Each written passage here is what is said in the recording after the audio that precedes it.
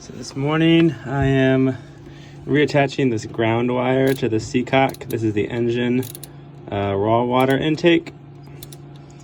And the two Seacocks are kind of all daisy chained together with this grounding wire. So since I removed that one, I had to reconnect this. And then I'm going to reconnect the hose here. Once I find that, that will go to the raw water strainer. And eventually I'll do a T off of here. So then I can also use my saltwater kitchen pump. But I still need to acquire that. Maybe I'll measure this, see what size I need. I'm gonna mount this, it's for the, what's it called, the VHF speaker. I'm gonna mount a little socket for it right here. Oh, my center drill bit isn't long enough.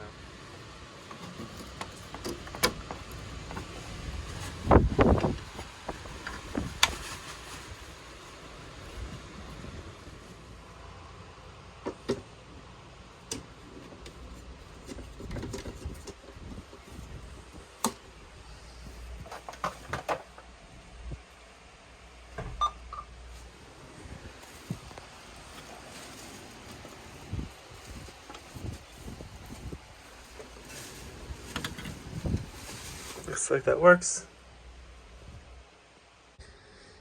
Now I'm gonna put this little USB socket in. This hole, it's just a little too small. This was an old cigarette lighter. So I'm just gonna widen that up a little bit with the rotary tool.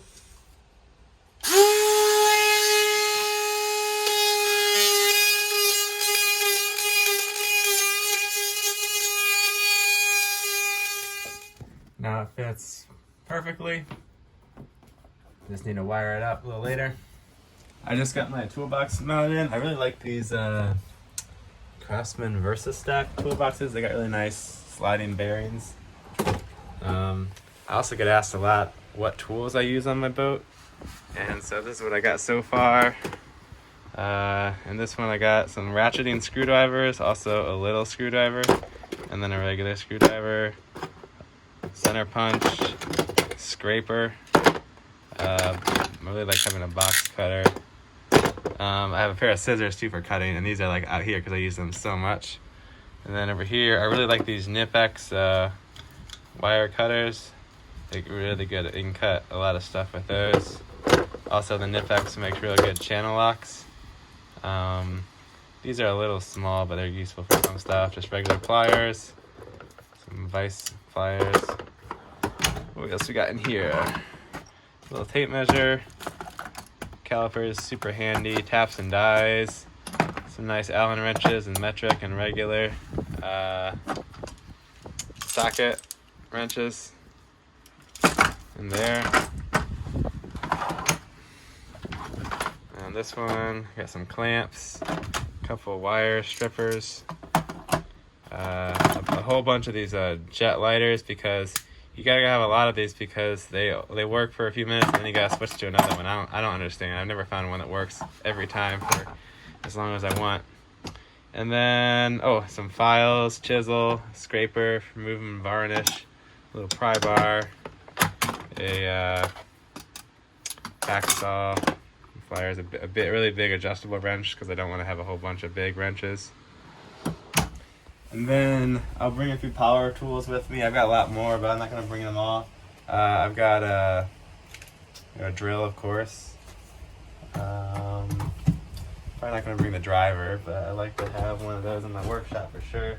Oh, I think I'll probably bring one of these, this rotary tool, which is so nice for cutting stuff that's hard to get to. And then, I don't have it with me, but the oscillating saw down in the workshop. That thing is just so handy for cutting fiberglass, and it doesn't make a whole lot of dust either. And I'm debating bringing my grinder because that thing's so nice too for just with a flap wheel or a cutoff wheel. That would be also good to have if I needed to cut off the rigging, although the oscillating saw might do the job eventually. I might kind of wrap that up and tuck it away somewhere. And then maybe even a circle. I used to bring my circle saw, but that's a little big. Jigsaw also a little big. I do like to have those, but I probably won't bring those with me to Europe. I know there's a couple other things like my mallet I'm gonna bring. I'm just kind of starting to move some of the tools from the workshop into the boat. I've decided this spot right here by the companionway is really the best place for my tools too. I've had them all different places before, but a lot of times the projects I'm working on are outside, and it's just so time consuming to go all the way down into the boat and towards the front to get anything. And by the companionway, you can just kind of reach down from the outside and get whatever you need. So even though I sacrifice a little bit of the kitchen space, I really like having them right here by the companionway. So let me know in the comments what tools you would add or what you like to bring on your boat. I think it's kind of cool to see what other people's tool setups are. I know a guy who he said every year he would just go buy a cheap Harbor Freight tool set. I kind of like that idea because all your tools tend to get pretty rusty. What I'll do for mine, because I've got some that are kind of nicer, I'll just go in here and I'll just spray just a quick spray of WD-40 every couple weeks in there just to kind of keep them a little bit oiled. So going back forward towards the head, my 5-gallon bucket was just a little too tall for this area, so I got this 3.5-gallon bucket, which is a little shorter for my toilet. But for some reason it doesn't fit in that spot we cut out for it. So what I'm going to do is I'm just going to cut out these little chunks, and then it will sit nice and flat there, and I'll have a nice good base. And then while I'm at it, I can fill this little hole. This was for a depth sounder that's no longer being used. I really hope this is the last time I have to grind or cut fiberglass for a while. I'm sure it won't be, but I'm so sick of this stuff. I got the first little chunk removed, so now I just need to remove this guy. The vacuum is doing a great job keeping the dust under control, and this thing doesn't spit up too much dust. The only problem is the motor keeps overheating, but it's had a little rest.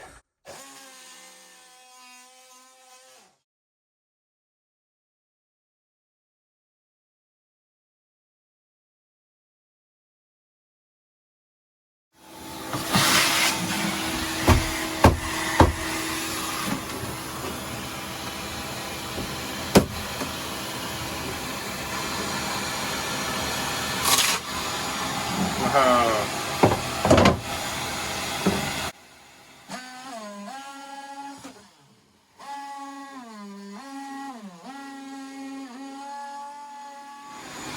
So that's looking a little better.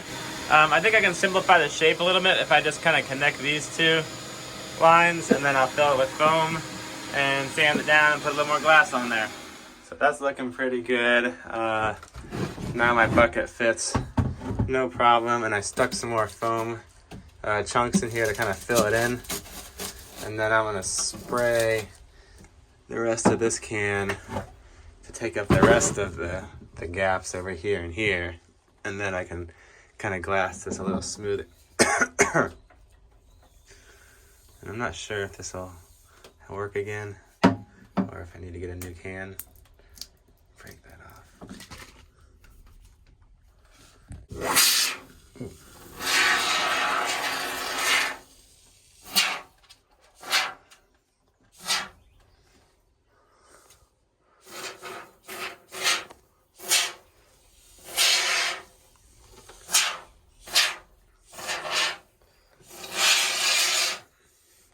So there it is. I'm sure it's going to probably expand a whole lot more than I want, but I'll just use this flap wheel to sand it all down.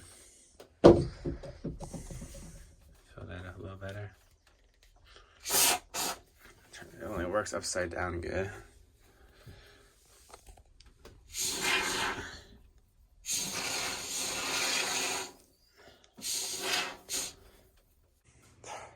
I'm going to build a urine diverter and toilet seat for this size bucket. And usually I use the milk jug, but that unfortunately is a little bit too tall for this. So I think I'll build a whole custom solution out of foam and fiberglass.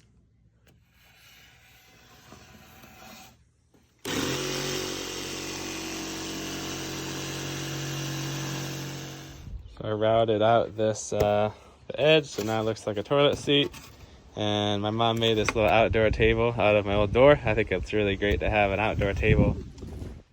So here's what I got before I ran out of foam. This will be the seat, and then there's going to be a few layers in between. And then at the bottom here, this is like, this thing registers it into the bucket. And then this part goes in the front, and I've got the funnel started, and there'll be a few more layers beneath to finish the funnel. And then, of course, the seat goes on top. And so right now, you can see this is a little bit too close to the seat, so there's going to be a few spacer layers that basically bring the seat up to here. And then I'll just use this container for the urine, and there'll be a hole, and the funnel will just kind of fit down into there.